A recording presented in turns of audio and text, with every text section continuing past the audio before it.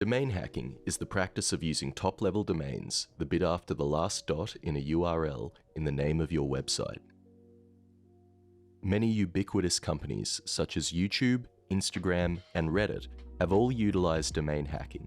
Each of these sites creatively uses a CC/TLD or country code top-level domain of a nation or territory in their URL. Let's explore a few examples and see just where we get those .ios and .tvs from. From our first examples, YouTube's domain hack utilizes the country code of Belgium. Moving east, Reddit goes to Italy. The AM code used in Instagram is from Armenia. The Armenian domain code is also popular with AM radio stations. Domain hacking isn't used just by individual companies, but also by entire corporate cultures. The small US territory of American Samoa holds the .as code, the suffix used by joint stock companies in a number of countries such as Norway, Denmark, Estonia, and the Czech Republic. Many other countries use the SA suffix for joint stock corporations. However, the .sa code belongs to Saudi Arabia, who have strict requirements for registration, including an actual presence, local representative, and trademark registered within Saudi Arabia. Many countries protect their domain codes in a similar way, requiring citizenship, incorporation, or an actual presence within the countries. Some countries with such restrictions and desirable codes include Andorra, whose .ad code appeals to advertisers. And then there's Cameroon, whose .cm code is coveted for an entirely different reason. Cameroon's .cm code isn't used in domain hacking per se, but is popular with typo squatters, given its similarity to the ubiquitous .com. Colombia's .co code is also popular with typo squatters, and indeed, many legitimate companies for its co code. Some countries and territories do not have any restrictions on registration and have opened up their domain codes to the world. One such example is the British Overseas Territory of Anguilla, which holds the .ai code. This has attracted use by technology companies, especially those specializing in artificial intelligence.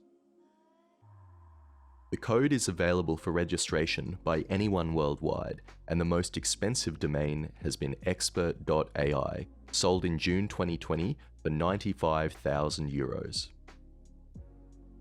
Anguilla isn't the only British Overseas Territory to have a desirable top-level code. You may have heard of .io games, an entire genre of browser games named after their top-level domain code, .io. The code is so popular that there are 90 IO domains for each person in its home territory, with over 270,000 registrations compared to a non-permanent population of just 3,000 people. The .io code belongs to the tiny British Indian Ocean Territory. Although open to the world, use of the .io code is not without controversy. In the late 1960s and early 1970s, the native population of the Chagas Islands within the territory were forcibly relocated by the ruling British to make way for US military bases. The majority of the native Chagosians were relocated to British-controlled Mauritius, who has claimed sovereignty over the archipelago ever since. That sovereignty may soon return, after a 2019 International Court of Justice advisory opinion recognised Mauritius's claim over the Chagas archipelago. The decision states, the process of decolonisation of Mauritius was not lawfully completed when that country acceded to independence. The United Kingdom is under an obligation to bring to an end its administration of the Chagas archipelago as rapidly as possible. It's hoped that if Mauritius regains control of the Chagas archipelago and its .io code, that licensing and sale proceeds will be paid to the illegally displaced Chagosians. The territory is not the only place marred by domain name controversy. Libya holds the .ly code, which is used by a number of URL shortening services.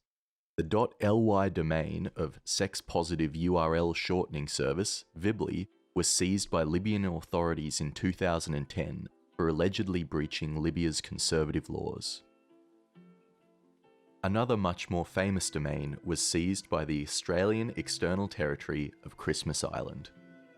The .cx domain code of the territory gained notoriety for its use in a now-defunct shock site.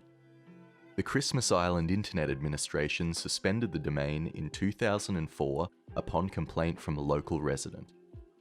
Shockingly, in its official review report, the Christmas Island Internet Administration stated that, by internet standards, the imagery, although intentionally offensive, is relatively tame. Even though capable of great controversy, domain codes have had the power to transform nations. On 18 March 1996, the small island nation of Tuvalu was assigned the domain hacker's dream code, .tv. Recognizing its immense value, in 1998, the Tuvaluan government inked a commercialization deal providing decades of royalties and a $50 million upfront payment. $50 million was 5 times Tuvalu's entire GDP for the preceding year.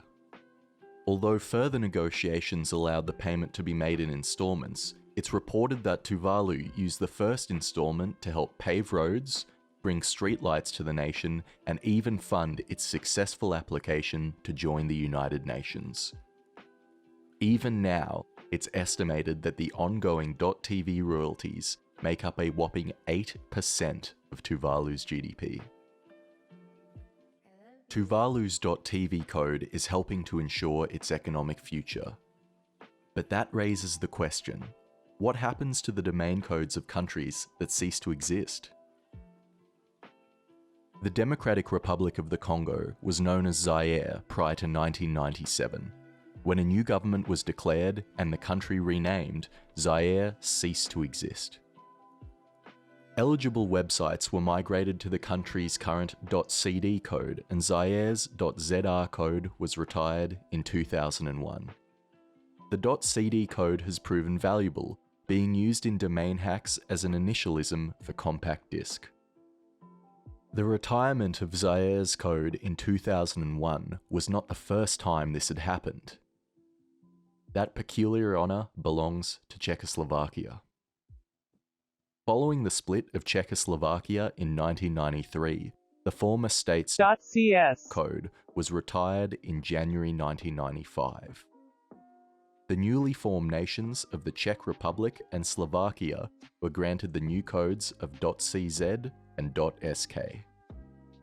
The former Czechoslovak code has the distinction of being the first retired, but also the only ever to be reassigned. The newly created State Union of Serbia and Montenegro was assigned the .cs code in 2003.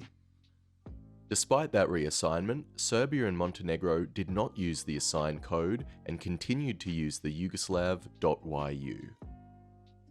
Although the CS code was never used, perhaps the code is cursed to split nations, as Serbia and Montenegro dissolved their state union and both became independent in 2006. The independent Serbia was assigned the code .rs and Montenegro .me. Montenegro originally wished to be assigned the .cg code for its Montenegrin name, Cherna Gora, which also represented the C in .cs. However, that code had already been assigned to the Republic of the Congo in 1997. The eventually assigned .me code has proven valuable given the plethora of me domain hacks being used as a shortened URL by Facebook, PayPal, Telegram, and Viber. The Yugoslav.yu code finally expired in 2010, 18 years after what many consider to be the end of Yugoslavia proper. One code of a former state has had even longer staying power. On 19 September 1990, the Union of Soviet Socialist Republics was designated the .su code.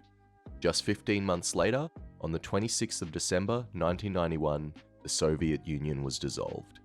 The dissolution created 15 new independent states, which introduced their new domain codes throughout the mid-90s.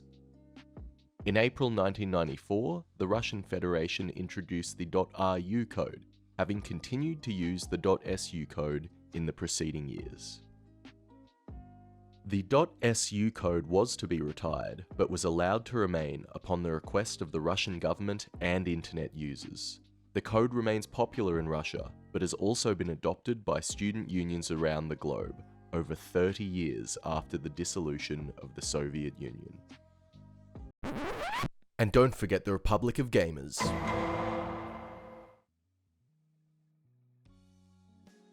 Hey everyone, thank you for watching. This has been my first video, and I would welcome your feedback or suggestions for new topics in the comments below.